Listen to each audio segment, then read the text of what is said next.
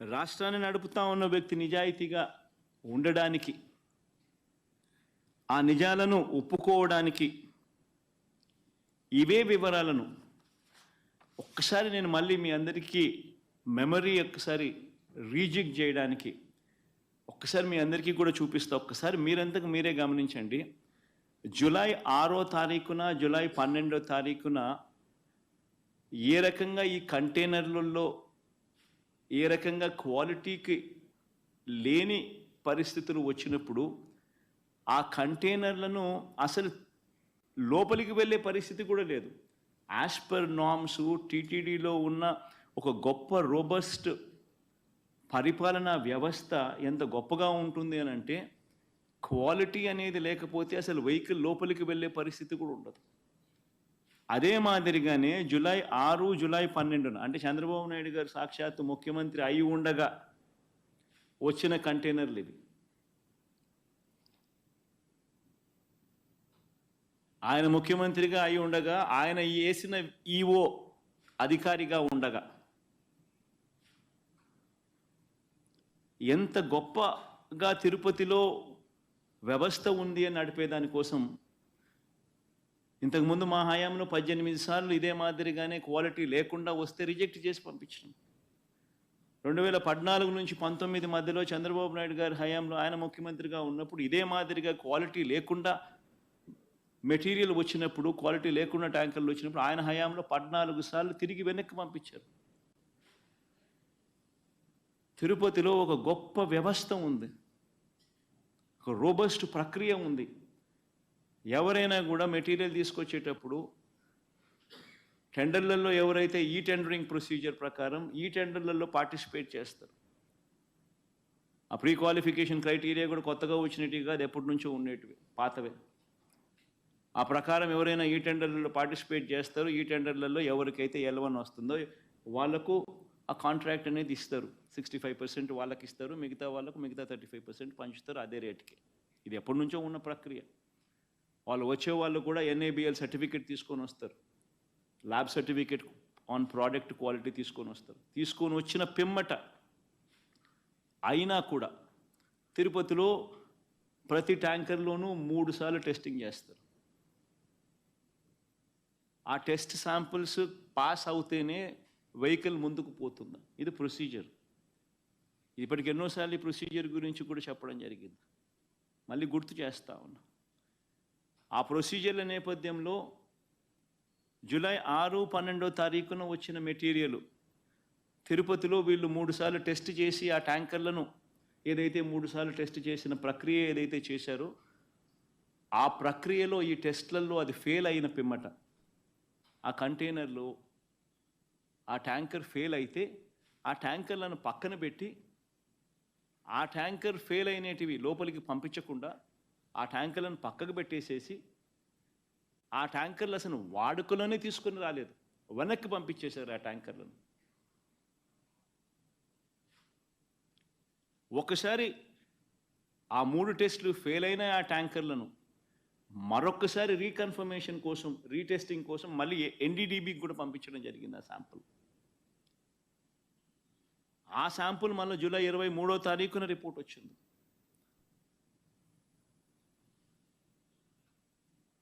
ఒకసారి ఆ July 6, July 12న వచ్చిన ఈ ట్యాంకర్లు ఏదైతే టెస్టులు తిరుపతిలో చేసిన టెస్టులు ఏదైతే ఫెయిల్ అయినాయో అవి ఏదైతే వెనక్కి పంపించారో, వెనక్కి పంపించడమే కాకుండా షోకాస్ నోటీస్ వాళ్ళకి ఇచ్చారో, ఆ జరిగిన సందర్భంలో జరిగిన ఒకసారి ఆ వీడియో క్లిప్పింగ్స్ ఒకసారి మళ్ళొక్కసారి గుర్తు చేస్తా ఉన్నా, ఒకసారి మళ్ళీ ప్లే చేస్తూ. ఇది జూలై 23వ తారీఖున సాక్షాత్ ఈఓ మాట్లాడిన మాటలు. జూలై 23వ తారీఖున ప్లే చేయండి అమ్మా. ఒక ఇంపార్టెంట్ ఆస్పెక్ట్ ఏంటంటే టేస్ట్ అనేది మనకు తెలిసిందే, కానీ ఎరోమా అనేది మనకి కరెక్ట్గా ఉందా లేదా, క్వాలిటీ లేకపోతే మేము చర్యలు తీసుకుంటామని అందరి మేనేజ్మెంట్ వాళ్ళు వచ్చారు. ఒక్కొక్కరు మాట్లాడి చెప్పిన తర్వాత కొంతమంది ఇంప్రూవ్ చేశారు. ఆ శాంపుల్లో అడల్టరేషన్ ఉందని తెలియదు. ఏం అడల్టరేషన్ ఉందంటే వెజిటబుల్ ఫ్యాట్స్ అంటే మనకి వనస్పతి అంటాం కదా, vegetable ghee or vanaspati or whatever అది కలిసిందని తెలిసింది. ఆ సప్లయర్కి బ్లాక్ లిస్ట్ చేయడానికి షోకాజ్ నోటీస్ ఇవ్వడం జరిగింది. ఈ టెండర్ ట్యాంకర్స్ కూడా 2 ట్యాంకర్స్ ఉన్నాయి. ఆ 2 ట్యాంకర్స్ కూడా రిజెక్ట్ చేయడం జరిగింది. టెస్ట్ చేసినాము, రిజెక్ట్ చేయడం జరిగింది అని చెప్పి జూలై 23వ తారీఖునే, అంటే ఎన్డీడీబీ శాంపుల్స్ వచ్చిన తర్వాత కూడా ఈఓ గారు స్వయంగా చెప్పిన మాటలు అంటే క్లియర్ కట్గా అర్థమవుతోంది. అసలు ఆ ట్యాంకర్లు వాడకంలోకి రాలేదు, అవి రిజెక్ట్ చేశారు, వెనక్కి పంపించేశారు అని చెప్పి క్లియర్ కట్గా చెప్తా ఉన్నారు.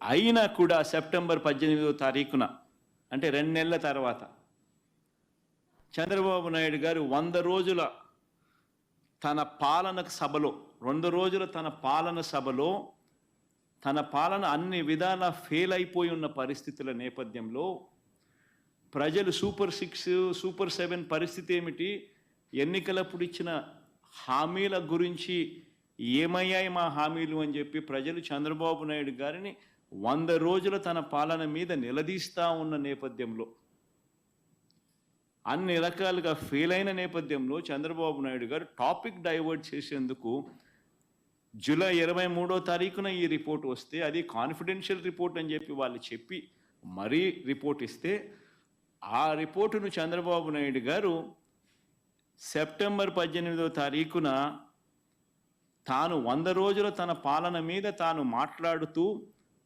ఆ 100 రోజుల పాలన మీద తాను జరిపిన ఆ సభలో తాను మాట్లాడిన మాటలు ఒకసారి వినండి.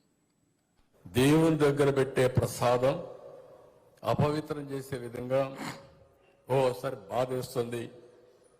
నాసి రకమైన ఇంగ్రీడియంట్సే కాకుండా ఎనిమల్ ఫ్యాట్ కూడా వాడారని, ఏది గీకు బదులు.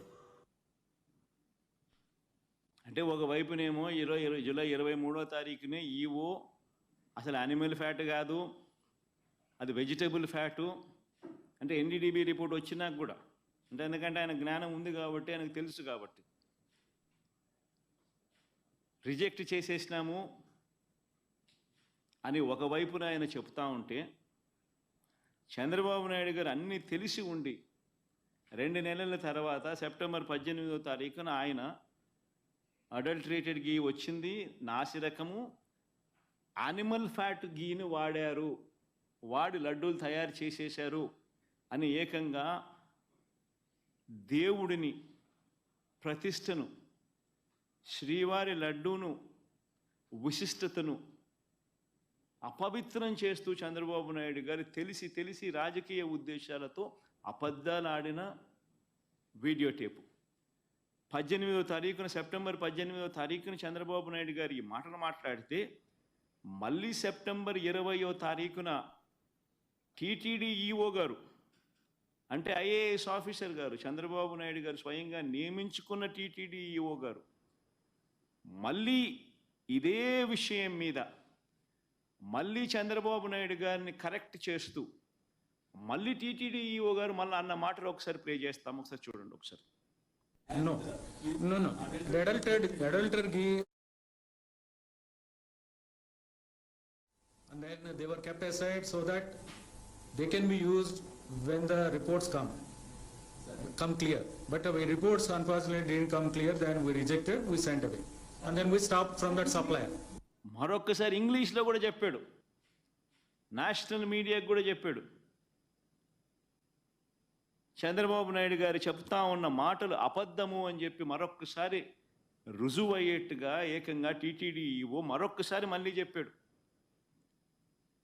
అసలు ఆ గీ వాడనే లేదు, ఆ ట్యాంకర్లు వాడనే లేదు, ఆ ట్యాంకర్లను వెనక్కి పంపించాం, టెస్ట్లలో ఫెయిల్ అయిపోయింది కాబట్టి అసలు లోపలికే పంపించలేదు, వెనక్కి పంపించేసాము, అసలు వాడకంలోకే తీసుకుని రాలేదు అని చెప్పి తాను మరొక్కసారి రీట్ చేస్తూ తాను చెప్పాడు. చెప్పినా కూడా మళ్ళీ సెప్టెంబర్ 22వ తారీఖున చంద్రబాబు నాయుడు, నేను అబద్ధాలే చెబుతా, రాజకీయ ఉద్దేశాలే నాకు ముఖ్యం, నేను స్వామివారినైనా తిరుపతి అయినా నాకు భయము లేదు భక్తి లేదు అని చెప్పి నిరూపించుకుంటూ మళ్ళీ 22వ తారీఖున సెప్టెంబర్ 22వ తారీఖున ఇదే పెద్ద మనిషి చంద్రబాబు నాయుడు గారు తాను చెప్తా ఉన్న అబద్ధాన్ని మళ్ళీ ఒత్తి వక్కారించి మళ్ళీ ఆయన అన్న మాటలు ఒకసారి వినండి. ఇక్కడికి వచ్చినప్పుడు 4 ట్యాంకర్స్, అప్పటికే 4 ట్యాంకర్స్ వచ్చేసాయి, దాన్ని వాడారు. అని వాడాం అంటే ఒక అబద్ధానికి నిజంగా రెక్కలు కట్టి గోబల్స్ ప్రచారంలో భాగంగా రాజకీయ దురుద్దేశంతో మన గుడిని మనమే తగ్గించుకుంటూ మన లడ్డూ ప్రసాదాన్ని విశిష్టతను మనమే తగ్గించుకుంటూ మనమే అపవిత్రత అని తెలిసి కూడా అపవిత్రం చేస్తూ కోట్ల మంది భక్తుల మనోభావాలతో ఆడుకుంటూ ఈ పెద్ద మనిషి గోబల్స్ ప్రచారంలో భాగంగా వెనక్కి తగ్గకుండా దేవుడంటే భయము లేకుండా దేవుడంటే భక్తి లేకుండా ఏ రకంగా తన అడుగులు ముందుకు వేశాడు అన్నదానికి మరో నిదర్శనం ఇది.